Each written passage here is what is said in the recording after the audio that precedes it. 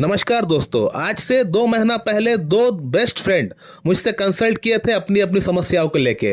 दोनों की ही समस्या सेम थी। दोनों को ही इरेक्टाइल डिस्फंक्शन, लिंग में तनाव की समस्या, यौन समस्या थी। दोनों की ही सेम प्रॉब्लम थी, लेकिन मेडिसिन सिलेक्शन हुआ दोनों का अलग अलग। प्रॉब्लम सेम, लेकिन मेडिसिन सिलेक्शन हुआ एक के लिए लाइकोपोडियम, दूसरे के लिए फॉस्फोरस, जबकि दोनों की प्रॉब्लम सेम थी।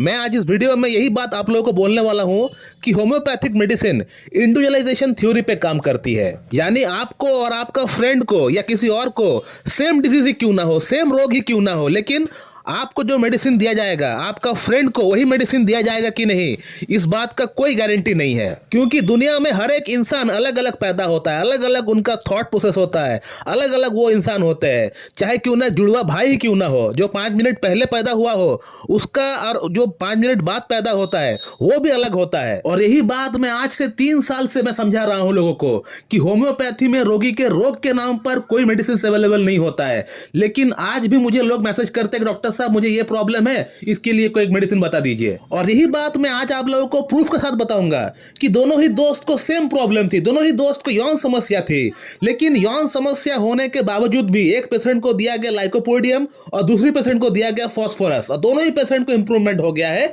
2 महीने का मेडिसिन से। लेकिन प्रश्न यहाँ पे यह आता है कि दोनों ही पेशेंट को अगर यौन समस्या थी, दोनों ही पेशेंट को अगर एक ही प्रॉब्लम थी, तो अलग अलग मेडिसिन आपने क्यों दिया? ऐसा बहुत लोग पूछते भी है। वो इसलिए क्योंकि दोनों ही पेशेंट का प्रॉब्लम सेम होने के बावजूद भी दोनों पेशेंट का लक्षण अलग अलग थे।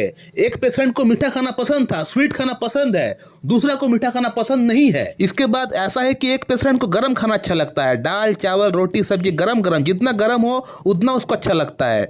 उसी जगह पे दूसरा पेशेंट ऐसा है जिसको गर्म खाना अच्छा नहीं लगता है, उसको ठंडा खाना अच्छा लगता है। एक पेशेंट को शोर शराबा अच्छा लगता है, पार्टी करना अच्छा लगता है, घूमना फिरना अच्छा लगता है। उसी जगह पे दूसरा को जो है घर में रहना अच्छा लगता है, अकेले में रहना अच्छा लगता है। इसके बाद एक पेशेंट ऐसा है जो खर्च बिल्कुल नहीं करता है, जिसके हाथ से पैसा बिल्कुल भी नहीं निकलता है। उसी जगह पे और एक दोस्त ऐसा है जो कि जिसके हाथ में पैसा रहता ही नहीं है, पैसा आने मात्र खर्चा हो जाता है। एक पेशेंट रिस्पॉन्सिबिलिटी उसको लेना अच्छा नहीं लगता है, रिस्पॉन्सिबिलिटी उसको उठाना अच्छा नहीं लगता है। दूसरा को रिस्पॉन्सिबिलिटी लेना अच्छा लगता है, उसको उठाना भी अच्छा लगता है। दोनों ही फ्रेंड का फिजिकल स्ट्रक्चर अलग है। एक तो एकदम लंबा चौड़ा लीन थीन स्टूप शोल्डर है, और दूसरा वाले फ्रेंड का हाइट उससे थोड़ा कम जरूर है और बॉडी में उसका फैट का डिपोजिशन थोड़ा ज्यादा है, थाई और लेग का रीजन में। एक पेशेंट को अंधेरे से बहुत डर लगता है, दूसरी वाली को अंधेरे से कोई डर नहीं है। अब उसको कहीं भी उसको बोलो जाने के लिए चला जाएगा। यहाँ पे कॉमन बात दोनों में ये था कि दोनों का फैमिली हिस्ट्री में लिवर ट्रबल पाया गया था। दोनों का फैमिली हिस्ट्री में लिवर ट्रबल है, लेकिन यहाँ पे एक फ्रेंड का फैमिली हिस्ट्री में लिवर कैंसर बहुत सारा देखा गया है और एक फ्रेंड का फैमिली हिस्ट्री में लिवर ट्रबल जरूर था लेकिन कैंसर नहीं था।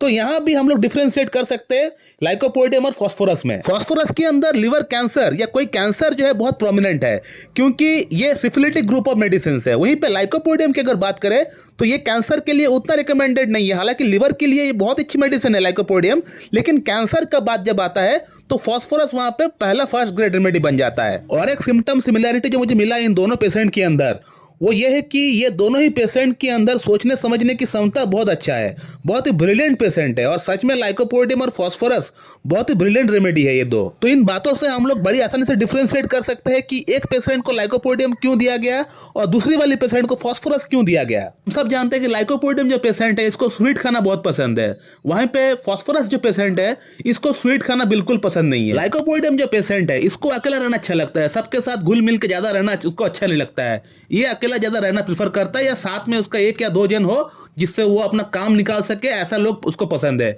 लेकिन फॉस्फोरस का जो मेंटालिटी है वो पार्टी करना, दोस्तों के साथ घूमना फिरना, इस तरह का मेंटालिटी है, बिहेवियर है फॉस्फोरस का। फॉस्फोरस का पेशेंट को देखने में लंबा होता है, बहुत ही लंबा, एकदम लीन एंड थीन होता है। बट लाइकोपोडियम भी लंबा लीन थीन हो सकता है, स्टूप शोल्डर हो सकता है, लेकिन लाइकोपोडियम का जो लोअर एब्डोमेन का जो रीजन है वो थोड़ा भारी रहता है as compare to phosphorus. Lycopodium का अंदर भूत प्रेत का कोई डर कुछ खास नहीं होता है, लेकिन फॉस्फोरस का अंदर भूत प्रेत का डर होता है, डार्कनेस से डर होता है। दूसरा बात हो गया लाइकोपोडियम का जो पेशेंट होता है इसको रिस्पॉन्सिबिलिटी लेना अच्छा नहीं लगता है। रिस्पॉन्सिबिलिटी लेना इसके लिए बोझ है, लेकिन रिस्पॉन्सिबिलिटी इसको अगर मिल जाता है एक बार, उसके बाद अच्छी तरह काम भी कर देते हैं। लेकिन पहले इसकी इनिशियल हेजिटेंसी होता है रिस्पॉन्सिबिलिटी लेने में।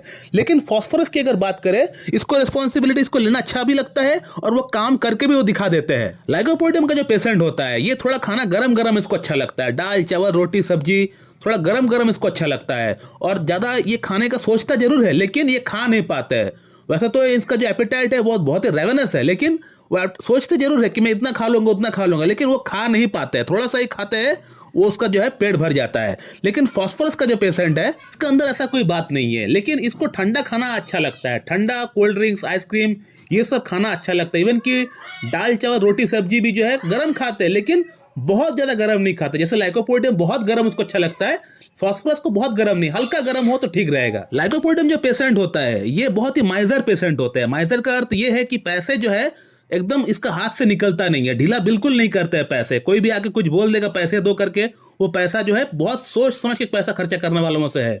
लेकिन फास्फोरस का जो पेशेंट होता है ये बिल्कुल भी नहीं सोचते हैं पैसा को ज्यादा खर्च करने से पहले। इसका खर्च बहुत ज्यादा हो जाता है, जो इनकम करते हैं इससे कई गुना ज्यादा इसका खर्चा हो जाता है। एक बात मैंने बताया कि फास्फोरस की फैमिली बैकग्राउंड के अंदर कैंसर मिलता है, लिवर कैंसर बहुत प्रोमिनेंट है। वहीं पे लाइकोपोडियम के अंदर जो है कैंसर उतना प्रोमिनेंट नहीं है, लेकिन लिवर ट्रबल जरूर रहता है, फैटी लिवर रहता है, हेपेटाइटिस रहता है, लिवर से जुड़ी अलग अलग और समस्याएं देखने को जरूर मिलता है लाइकोपोडियम के अंदर। लेकिन कैंसर की अगर बात करें तो फास्फोरस में बहुत प्रोमिनेंट मिलता है, और इसीलिए दोनों पेशेंट को अलग अलग मेडिसिन दिया गया। जिसको फास्फोरस की दरकार थी उसको फास्फोरस दिया गया, जिसको लाइको की दरकार थी उसको लाइको दिया गया। और दोनों ही पेशेंट में 2 महीने के अंदर उनका अंदर काफी हद तक इंप्रूवमेंट हो चुका है, 60-70% दोनों के अंदर ही इंप्रूवमेंट आ चुका है।